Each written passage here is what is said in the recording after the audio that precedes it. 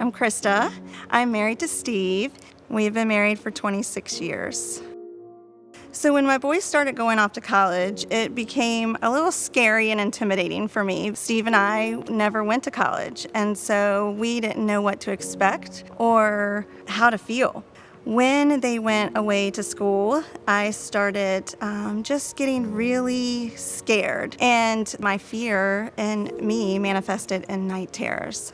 Every night I would go to sleep and just wake up in the middle of the night, and it was never about my boys.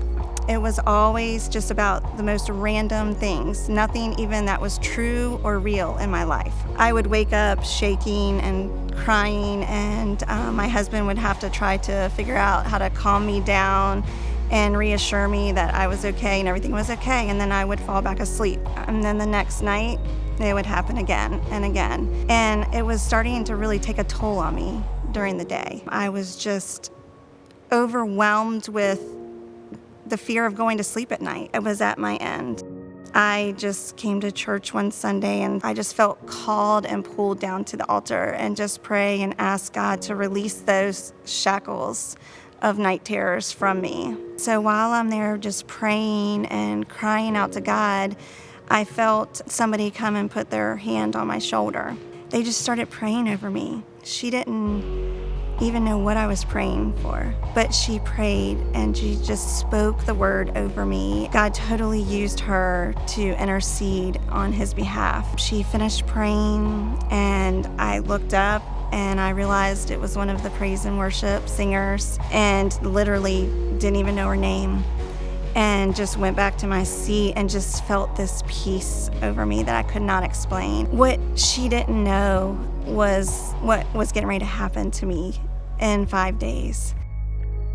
So on August 24th, I got up like normal and went and did my workouts and worked that day, and I was a home daycare provider at the time, and so I had all these little ones in my home. We had a going away party for one of them, and so we had this whole planned out that I'd work all day, and then the moms would come pick up their kids and we would go to Chuck E. Cheese for a going away party.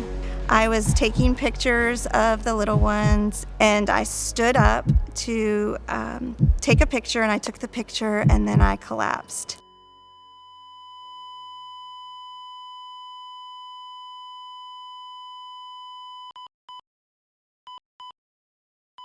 When I woke up, they didn't know what was wrong with me.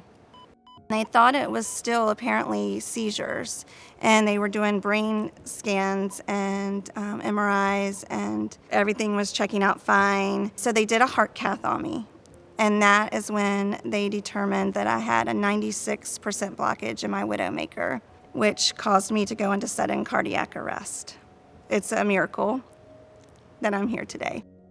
I was having a really hard time realizing that this was a reality. It was such a distance to my reality because I was like, I don't understand. And my family is telling me like all this stuff, and I'm like, this cannot be. Like, what?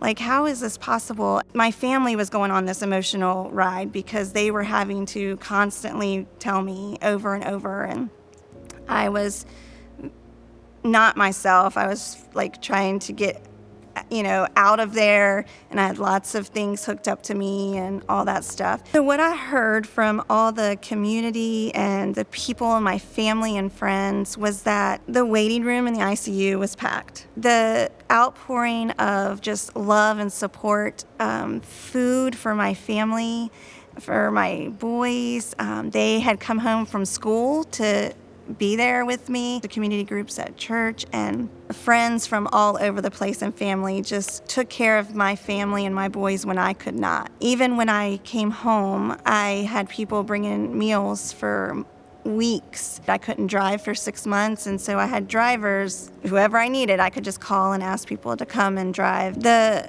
thing that I find that is such an important part of this story is from my daycare families to the EMTs, to my doctors, nurses, the church family, my friends, any of those people, they got up that morning and they didn't even know that God was going to use them as an instrument for this miracle. They just did their job, or they just chose to be obedient to God and to serve and love people well. And that's what happened to my family. We were served and loved well by so many people, and that just meant the world to me. When you think about sudden cardiac arrest, you think, oh my goodness, like this terrible thing happened to you. But it was the journey after, because I don't remember any of those things. I don't remember actually hurting at all. I had no pain. And so the healing journey began when I came home and had to just realize physically, emotionally, and spiritually what I had been through, and then how to overcome and how to be brave.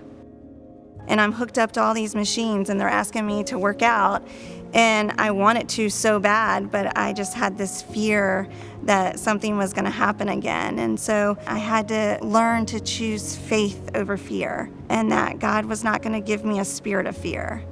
My family and my friends supported me, and they walked with me as well.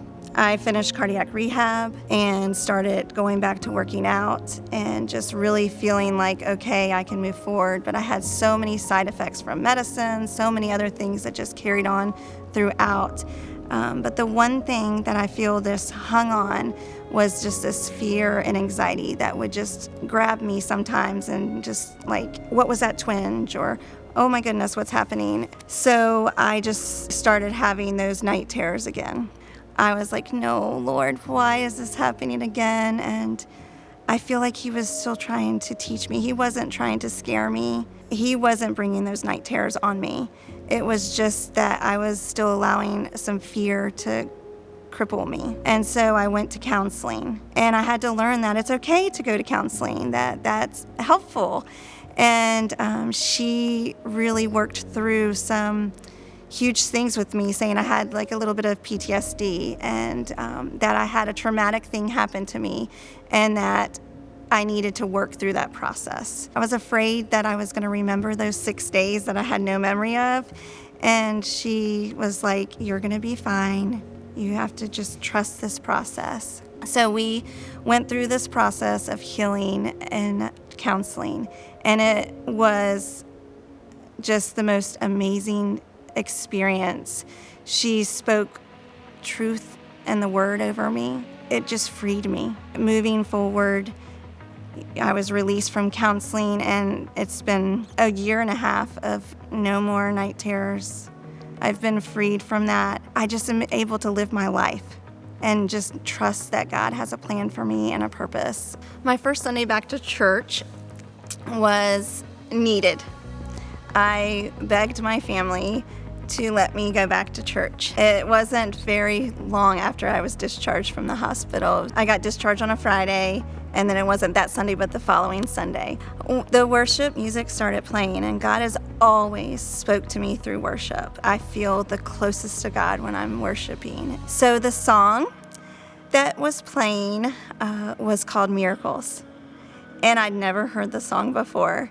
And I just was overcome with emotion, and just like, oh God, I hear you and I see you. Like, thank you for performing this miracle in my life. I even have a hashtag now, God of Miracles, because that song was just so cool and so powerful to be playing that day that I came back. The other really neat thing about that Sunday is a gentleman got baptized. He shared a story about having sudden cardiac arrest. For me to see that he was still there, still alive, and giving his life to Christ, and just making that public confession, I was just like, I'm gonna be okay. I see this person that went through something that I did, and I'm gonna be okay. And so that was very powerful for me. My walk with God now is, he's just moved in so many ways in this last 2 years of my life, just with carrying me through, just teaching me to be brave and to be bold in my faith, teaching me who I am in Christ, that my identity is not in what happened to me. It's not in sudden cardiac arrest, but I'm a child of the King, and he's chosen me for his glory. I have to trust him in the big and small things today, so that he can trust me in the great things tomorrow. I just feel like I've just grown closer to Him and just a more intimate relationship with Him. God is a God of miracles. He is a loving God. He wants me to be able to live a life without fear and to move forward every day, loving hard and just sharing about Him. He has a purpose for me, and that purpose is for His story to be shared.